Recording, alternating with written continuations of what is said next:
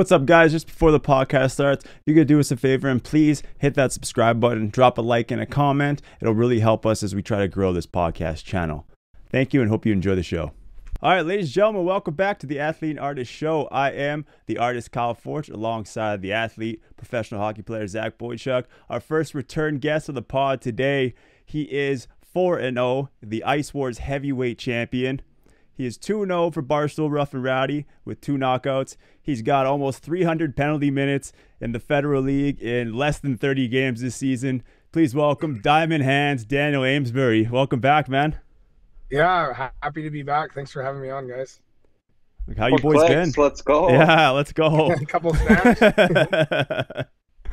You've been up to a lot, Ames. What's been going on, buddy? You just finished lunch with the Galante family, you were saying. Is that your induction ceremony, or what was going on there? Yeah, I guess so. No, yeah, Jimmy invited us over for Easter. We had an Easter lunch, and my parents are in town, so it worked out perfect. I got to meet Jimmy, and they met AJ at Ice Wars and stuff like that. So yeah, we have a little family gathering today, and yeah, it's been pretty crazy this last year. Obviously, things have really started turning up, but yeah, just as of late, been pretty busy with obviously hockey and rough and rowdy and stuff like that. So, did he have any wrestlers at the party today, or any entertainment? I wish. Triple H, yeah, I wish. Yeah, that would have been nice. That was your first time meeting Jimmy? No. I met Jimmy a few times, but it was my first time like having lunch with him or whatever. So yeah, he's a really, really good guy, man. Like super loving, caring guy. Yeah, just beautiful soul, that guy. So nothing but good things to say about him and his family. That's awesome. So talk a little bit how you. Well, I guess you fought Ice Wars for the second time. You were in the main event of Ice Wars 2. And then you got the Barstool Rough and Rowdy. So do you want to just kind of talk about how that second fight went, and then how you got the opportunity with Barstool? Yeah, so I mean, the second fight I fought Curtis Swanson. He played majority of his career in the LNAH, the Quebec. I don't know if it's pro or senior league or whatever. It's kind of like that fighting league everybody's heard about or whatever. So he's got lots of experience, had lots of fights and stuff. But I don't know. I think I just kind of outclassed him and dominated him through the fight, pretty well start to finish. You know, he's tough though. Like I really thought I was going to finish him. That was my goal, was to end it before the judges, but he's a cowboy. Like that's his nickname, Cowboy, and he proved he's a cowboy. Like he hung in there, and I've never seen somebody just hang in like that over and over. And it's you guys know, like a normal hockey fight's 30 seconds long, so to stand there for 3 minutes and take some of the shots he was taking and still giving me shots back, you know, like he was getting the shots, and I definitely knew I was in a fight when I woke up in the morning, you know. So yeah, so that went pretty good. I won, defended my title, and then I ended up, you know, the conversation started getting a little bit more real about me coming out of retirement and starting to play hockey again. And then, yeah, we kind of just made the decision, and then I moved to Danbury and brought my family out here.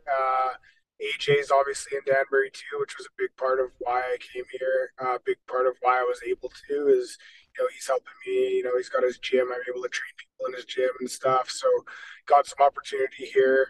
So then I came out here and started playing for the Hat Tricks, the minor pro team in the FPHL. And then one day AJ kind of called me, and I guess Rough and Rowdy was in Providence. They had a show coming up in Providence, and they wanted AJ because he's close to do like an appearance at the event. And AJ obviously, like, he thinks in his head right away. He's like, "Oh my god!" He's like, "An appearance." He's like, "Why don't I bring? I'll come and we'll do an appearance." But he's like, "Why don't I bring? I got my heavyweight champ from Ice Wars. We could do like a cross promotion. It'll be like the old WWF versus NXT kind of thing or whatever, you know, like some old WWF style. Ice Wars invades Rough and Rowdy." And that kind of just started out as a conversation. And then next thing you know, I had a fight, and I fought like one of the fan favorites in Rough and Rowdy. 19 would have been my first Rough and Rowdy event, and I got a highlight reel knockout in 12 seconds. So. Yeah, you smoked him. I remember I was in the hotel room in Nashville watching Two hands. Yeah. With 2 hands. Yeah. It's funny because you do all this training to box, And like I'll spar people and I feel like a boxer, my hands are up. But when you get in there in front of 10,000 people and there's so many people watching and you're expected to like do something, everything goes out the window. And that's why like experience is so important in fighting in general, and especially boxing. Because even my last fight too in Rough and Rowdy, when I watch the video, I'm like, man, I look so bad. And it's like when I box, I know how to box. Like I know how to keep my hands up. I know how to like, I look like a boxer when I'm training. But then as soon as you get in the ring, it's just like everything just goes out the window and you just start swinging for the fence and don't even put your hands up. So that's definitely got to improve on that. But yeah, it's there's no better promotion for me, I don't think. Well, it's weird too, especially with like the Rough and Rowdy rules, because they're minute long rounds. Not a lot of those guys actually have fighting experience. So, and like in a minute, like Portnoy and all those guys, they want to see knockouts. So they're like, if you're just like moving around like an actual boxer, they're gonna be like, well, why aren't you just hitting this guy? You got a minute, and I think like three rounds max. Yeah, so it's 3 1 minute rounds, and that's the thing. Like even for a boxer, you can't really box in a 1 minute round. Like you got to get after it. So like, yeah, you can box, you can have your hands up and stuff and look a little be tight, but you got to fight. Like it's essentially like it's more of a street fight, just the way those 1 minute rounds are, because you don't have much time to get in and get after it. And then you're back in the corner having a rest again, and then you come out. So it's 3 1 minute blasts, pretty much just full tilt, and it's more of like I guess you could call it like a street tough kind of contest, but it's a fun promotion for sure. And obviously the knockout bonus is what everybody's trying to get to. You get the extra money if you knock them out, so everybody's just trying to swing for the fence. So we brushed over a lot there, but you've been up, like we said, you've been up to a lot since the last time we talked to you. You're like you mentioned, I forgot to mention the intro. You're back playing pro hockey. You're the pride of Danbury now. You're playing for the Hat Tricks. You guys are first in the league, I believe. Definitely first in your division. We clinched it last night, first in the league. And you guys have played as a team. You've played 54 games, and you yourself you've played 28 games with 267 penalty minutes. So where were the rest of those games there? How many suspensions did you rack up this season? I started the year, my first game, I hit somebody, clean hit, but you're not allowed to hit people that hard in hockey anymore. So first game, I got a 2-game suspension, or 1 game. I think they gave me a 1 game. And then I came back. Second game I played, I laid a guy out like really bad and like open ice, center ice. I think I posted it on my Instagram. I remember seeing that one. They gave me 8 games for that one, just because obviously it's Amesbury, so we're going to give them double what we'd give anybody else. Probably, honestly, now that the thing is, I've been away from the game. Like I retired in 2014. In 2014, the hit that I made, especially in the Central League where I played, wouldn't even have been a 2-minute penalty. But when the hit happened, I actually talked to my cousin who refs in the WHL, and I asked him about it. And he's like, yeah, and he explained why it's not a legal hit now. So I understood it, and I was like, okay, so suspendable. But I mean, 8 games was hefty. And then I came back, played some games again. I was up to 11 games played at that point, and then I got a 13-game suspension. So probably if it was anybody else in the league for the stuff that I did, I probably wouldn't have been suspended for more than like 6 or 7 games this season. But because it's me, they just like to throw the book at me and try and make a point, so. I mean, yeah, 267 penalty minutes in 28 games. That's not an easy task. Like, how many fights are you averaging per game? Probably at least 2. Yeah, like 1 or 2 fights a game for sure. I've had a couple 3-fight games. I think last night I actually clinched. I'm leading every pro hockey league right now in PIMS. Every player, I got the highest amount of PIMS out of anybody. There's another guy in the ECHL. Blankman, who it was just one of our fans. Like this fan knows all the stats. One of those guys. He comes up to me, he's like, "Games, you're 1 fight away from leading all of pro hockey this year in penalty minutes." So then I looked, and I guess this Blankman guy we were tied yesterday, and then I got 1 2-minute penalty. So now I'm ahead by 2 minutes, but he's got 46 games or something like that. I got 27 or 28, I think. So. That's wild. Lots of fights, that's for sure. My hands are beat up. Is one broken right now? I got a torn tendon in my pinky, so I have like a little cast on my pinky here. So my last 3 fights, I've just fought with 1 hand. So I just dropped 1 glove now. And Just you're hope. throwing lefts, or is that your right Yeah, hand? throwing lefts. Yeah. So Is yeah, it but it's still gone good. Like like is it like what's the league like now? Like it's probably not there's probably not as many like heavyweights as there used to be, right? Like I've seen a couple yeah. videos on YouTube and it seems like there's like a lot of young skilled guys in that league. So what's that like now? Yeah, so it's just, it's evolved just like the game in any league, right? Like obviously it's not like it was, 10 years ago, but I would say every team has one guy, every team has one guy. I would say there's probably less than a handful of like legit tough guys. Probably yeah, four or five guys that are legit, but yeah, it's not like I say, it's not like it was, and to be honest, like coming from when I think the other thing too is like it's hard to gain the experience that a guy like me has because I came from that when I played the era in the Central League where I was fighting Aaron Bugard and Kip Brennan and all these like super tough guys that had NHL fights and stuff, and I was fighting them on a regular basis. It's like it's hard for a guy to even get that many fights in a season these days, So I think that's like the biggest thing that sets me apart from the younger guys now is like they just haven't got enough reps and they haven't got the experience and then they are obviously not fighting against the caliber of guys that I grew up fighting against when I was in my early 20s. So but there's definitely definitely a tough league. I'd say it's one of like how it is. The lower you go, the kind of greasier it gets. So it's tough. We have fights every game for sure, which I know you probably can't say that about many other pro leagues. But yeah, it's not like it was 10 years ago. That's for sure. So you're saying that the league's developed since you were in it last. So I mean, last time you were on, you were telling us stories about you were driving flaming buses into arenas. I know my buddy Matt Brown was playing in the league with you for the first bit of the season. He was saying that he hasn't seen anything like some of the stuff that goes on in this league. So have any of those situations kind of pop back up for you this season since you've been back?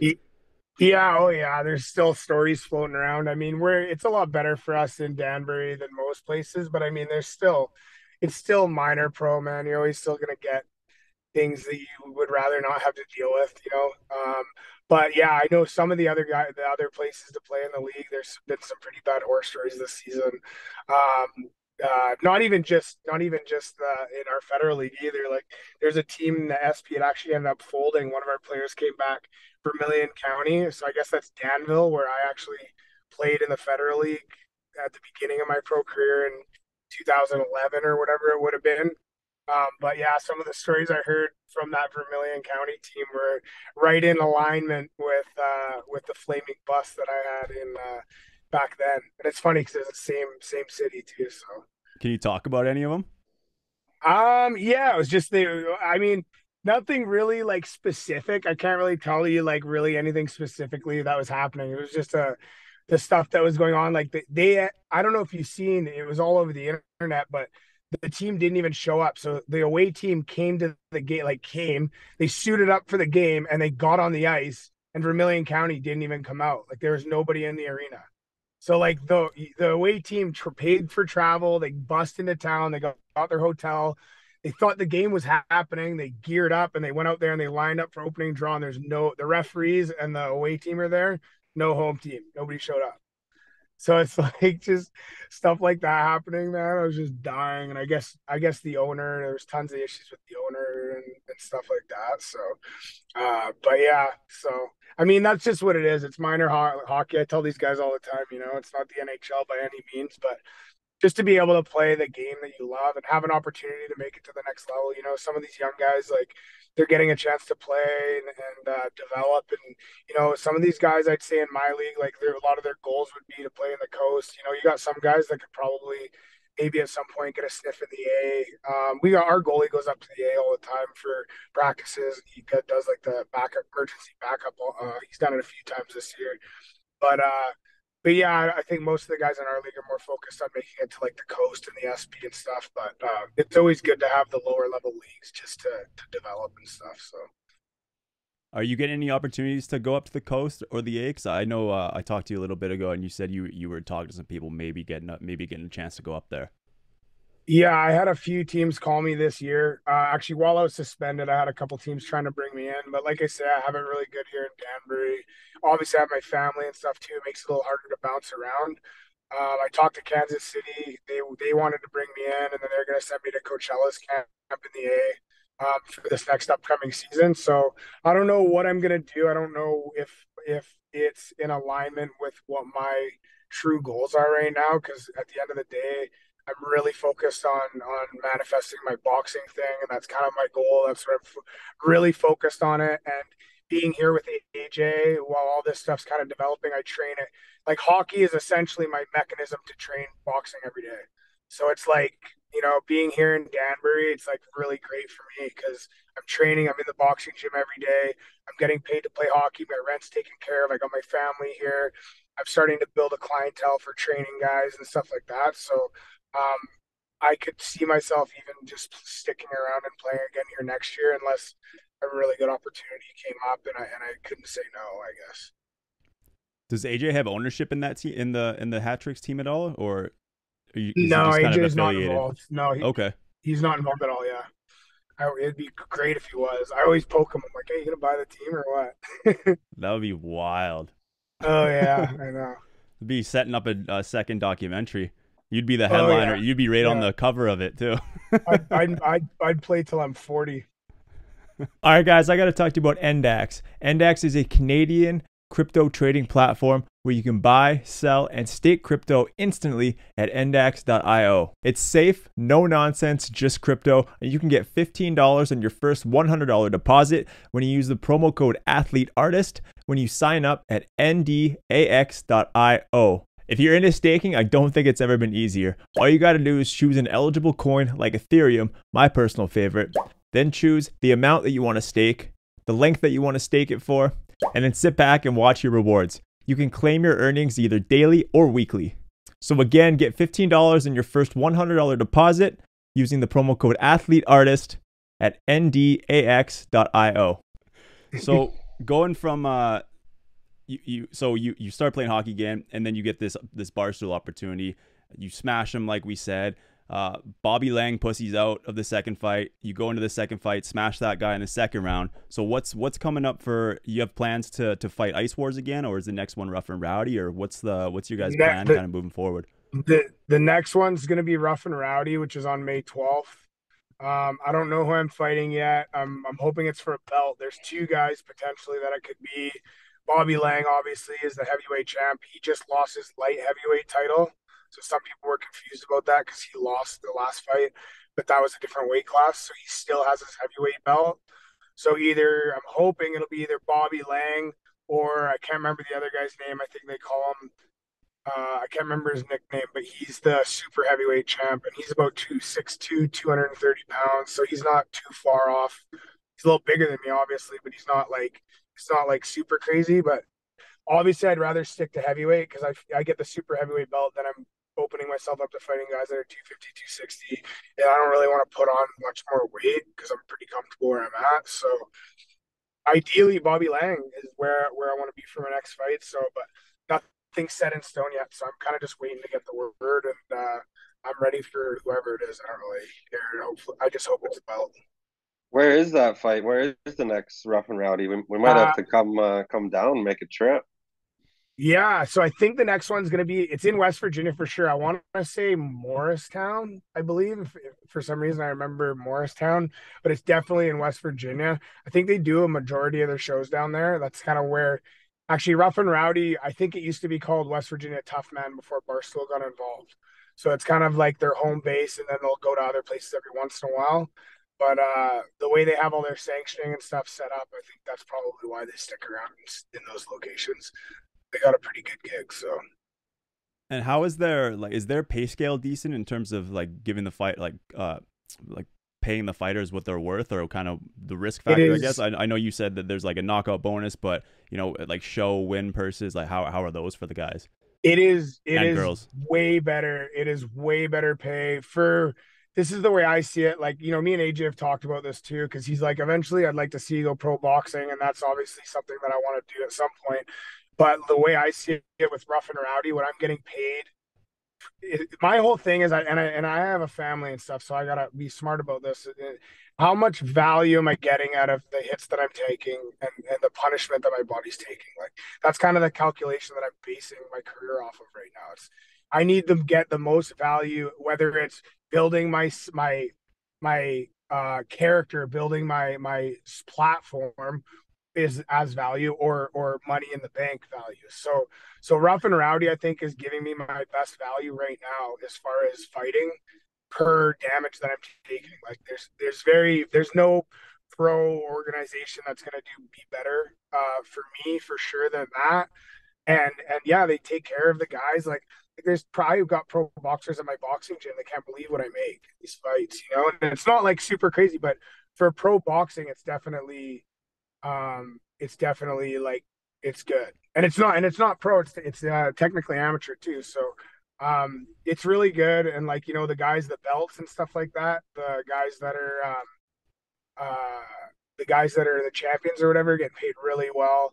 I know that when Pac-Man Jones fight happened, that was like big money too. For Bobby Lang made some big coin on that fight when he fought Pac-Man, and Pac-Man made Really? some big coin too. So they share the wealth. Like they're selling 40,000 pay-per-views, and I think it's $30 for a pay-per-view. So I think that's probably like 1.5 mil or something. So, um, you know, I don't think it's very hard for them to to to pay the guys and take care of the guys, and they do a really good job of that. So that's I'll stick around with Rough and Rowdy and ride that wave as long as I can.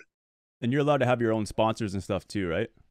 Yeah, they just basically gave me free reign. They're super good about sponsors. They never said don't do this, don't do that. They said as long as it's not like if I get a big sponsor and it's a total competition of theirs, then that's obviously an issue. But they've had no issues. Nobody's ever said anything to me. I plaster all my sponsors all over my shorts. I have a fight banner and all that stuff, and they've been really great. Nobody's even said anything to me yet. And yeah, it's hopefully I can get some more sponsors for the next one. Look, trying to get some bigger sponsors. Trying to get in with Full Send would be a big one.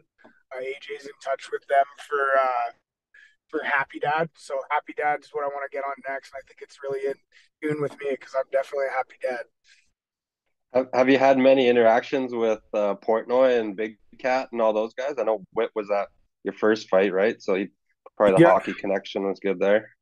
yeah. So I talked to Wit at the first fight, and he's a beauty. He's a good guy. Talked to him a little bit, and then actually at the last fight, the first time I actually met Portnoy, you know, I try not to. I'm not the kind of guy to kind of. I don't want to approach those guys. I'll let them approach me because, you know, I mean, you know as much as I do. Just having fans in general, you know what it's like, kind of when people are jumping on you and stuff all the time. I can only imagine what it's like to be Portnoy, you know. So I kind of just wanted to let them come to me. So the first fight I didn't talk to Portnoy. The last fight I happened to run into him in the hallway, and then he's like, "Oh, hey man, good fight." And it wasn't too much, but we just kind of BS'd it quickly, and he just told me I had an iron chin, and said he was entertained and hopes to see me get stick around with Rough and Rowdy and stuff like that. So nothing too crazy, but yeah, I've talked to Portnoy and I've talked to Wit, and then you know, some of the other guys like Large and those guys, they're beauties. I talk to them all the time, and the guys that make all the show happen and stuff like that, they're all great guys. Lots of that Barstool family and stuff. They're really fun guys to be around. Hopefully they share some of that 500 million they just made with you in the next couple of fights. No shit. Yeah, Get a that's nice pretty little crazy pay what bump they've for the built. Like, boys.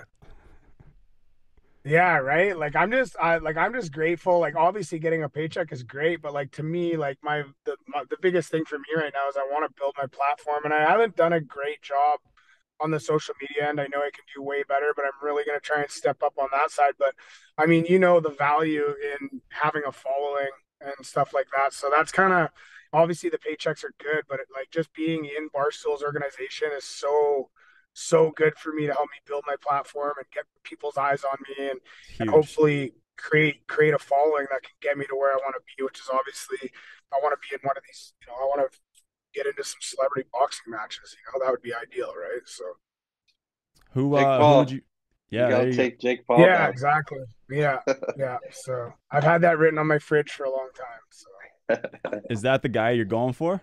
Yeah, I've actually never really said it out loud because I just whatever. But yeah, it's kind of just something that kind of was always in the back of my mind as a joke, and then kind of got to the point where I'm like, man, I think this will happen. And then ever since I thought about it and said that I'm doing it, then all of a sudden all these opportunities just started landing on my lap. It's just been crazy, and I truly believe in the universe. I truly believe in manifesting and have the power of the mind, and letting things kind of come to you. And since I kind of put my mind and set myself on a goal like that, that it seems crazy to some people, but I truly believe it myself.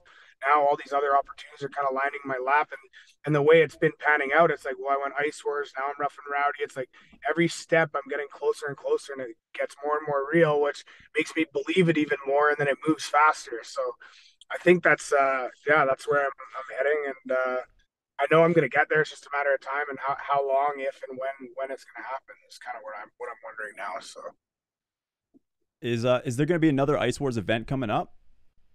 yeah, I think there's supposed to be one in July. I don't really know too much details about it. I haven't really been in the loop too much. But yeah, I think there's supposed to be one coming up here pretty soon here in July is what I think July in Wyoming or something like that. I don't even know if I'm supposed to say that, but it is what it is. So are you gonna compete in the next Ice Wars as well, or are you focused mostly on Barstool's Rough and Rowdy and getting the boxing kind of taken I off? mean, I love Ice Wars. I want to be a part of it just because I just it's totally my sport. Like it's totally what I want to do. I want to show everybody that that's my game too. But obviously, same thing. Is it worth it? Is the paycheck right? Is everything has to be right? You know. So I can't. If they take care of me like they did in the last fight, then yeah, I'll definitely be there in Ice Wars. I'd love to be a part of it regardless. So I just hope that if I can get compensated in the way I'm supposed to, as far as what I'm bringing to the table, then yeah, I'd love to be a part of it. I just I haven't really heard. We haven't got that conversation hasn't started yet. So In terms of Rough and Rowdy, do you think Bobby Lang's scared of you? yeah, oh yeah, 100%. Because I think this is the thing. Like Bobby Lang's had a pretty good gig here for a long time. He's made pretty big money. Like I heard he made 50K the last Pac-Man fight, or I think it was a guaranteed 50K. So who knows what he made out for winning. Holy And shit! For an amateur fight, holy yeah, shit! for an amateur fight. So he Wow. wants to stay in the position he's in. You know, like losing that belt means well he's probably not getting another NFL player to fight. You know, so for me, I'm kind of just I think he knows his time's up. And it's only a matter of time, so he's just gonna clinch onto his butt cheeks as long as he can here and try and avoid the wrath. He knows it'll happen at some point. But I mean, it is what it is. He's gonna have to pass the torch sooner than later. He can't avoid me forever. Well, I mean, he even said like when you called him out after the first fight after 19, Chucky. I'm not sure if you remembered or if you saw it, but he was like, "Oh, you're gonna have to get some more fights under your belt." Blah blah blah. I'm like, he might only have one Rough and Rowdy fight, but he only made it last 12 seconds, and he's fought 20 other times this year on the ice. Like Bobby Yeah, Lang's fought what 3 times, 4 times in the last year, 2 years. Like I think what's he I talking think about? I had 9 fights in 10 days when he said that to me. So, like the next day, I drove from Providence to back to Danbury so I could play a home game on the Saturday night, and I fought twice the next day. So, but either way, it was funny because he said when I first went in the ring, I'm standing right behind Portnoy, and he goes, "I'll fight anybody. I don't care whoever's next. Like I'll fight anybody. Blah blah. I don't care this and that." And then they're like, "Yeah, I don't think we're gonna find anyone for you." Blah blah. And then I'm standing right behind Portnoy, and I say, "I'll fight him. I'll fight him." I got my hand up, and then Portnoy and Big Cat both look back, and they said, "Get in the ring." Portnoy tells me, he's like, "Get in there. Tell him you'll fight him." He's like, "I think we got someone." So then I climbed up on the ring and I was like, "I'll fight you." And then all of a sudden he changes his tune and says, "Oh, well, you need more fights." Well, you literally just said that you'd fight anybody anywhere. I should have just fought him right there, is what I should have done. He was yeah, I remember he was I shared it and I tagged him in it, and then he starts chirping that in my DMs about, he's like, "Yeah, you need some more Oh fights yeah. to hang with the big boys, blah blah." I'm like, "What are you talking about, dude? He, You're so he's scared." he responds to all the trolls. It's hilarious. Like a bunch of buddies on my team have been in his DMs. He DMs them back. I'm like, man, how much time in the day do you got to be responding to people that are chirping you? It's hilarious. That's when you know that you're in his head. That's when you Oh know yeah, he's yeah. scared. He's scared. Mental midget. Yep. Yep. So you guys got probably playoffs coming up soon, right? I saw you guys have like a bunch of pretty good documentaries and stuff on YouTube. Like who's running the show there? You guys got some social media savvy guys. I hired. So you seen the one that maybe that just came out of me, like the mic'd up one, Yeah, possibly? you were mic'd up, and then I've Yeah. seen a couple other ones before that too. Yeah, so this one, like there's one kid that plays on the junior team and he has a YouTube channel. It's called True Crew. And he does, he's super savvy with all that stuff, like really talented kid. And so he mics himself up and it gets video and all that, and then makes these great YouTube channels. He's got TikTok figured out and all that. So I actually, like I said, I wanted to ramp my content up and get some better stuff. So I hired him for the last game to mic me up and come to the game and do that. And he put out like a great video, and I have tons of content just from one game now too. So it was really money well spent for me for my social media and stuff like that. So I'll be working with him more and getting more stuff like that. So most of our content is kind of, we have guys around the rink and stuff like that, but most of the stuff I would say in Danbury is probably coming through him as far as the YouTube kind of videos and stuff like that. But they're really good. He does a really good job. So Yeah, that was a solid clip. I saw there's a funny part in it.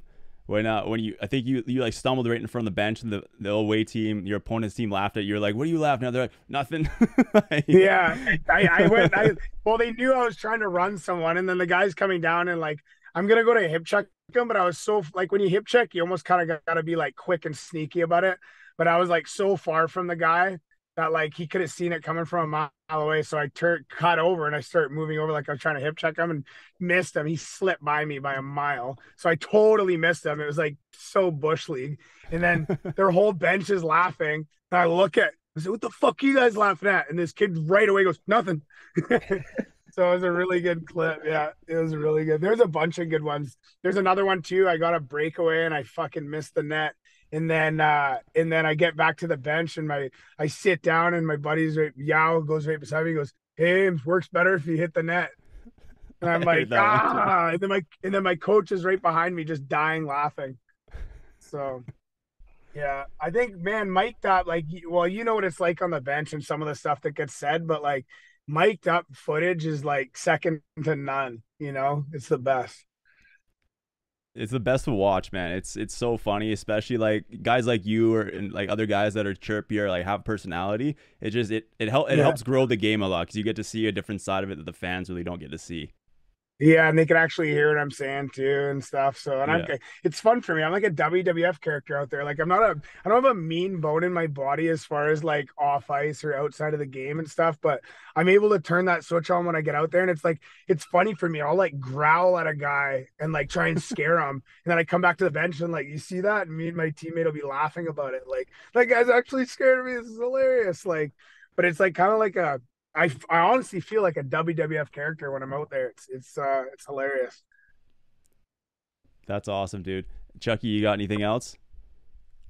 Oh, thanks again for coming back. You're our first return guest, so And I our love. most viewed on TikTok too. I think it was like Nice, something like 100,000 views total.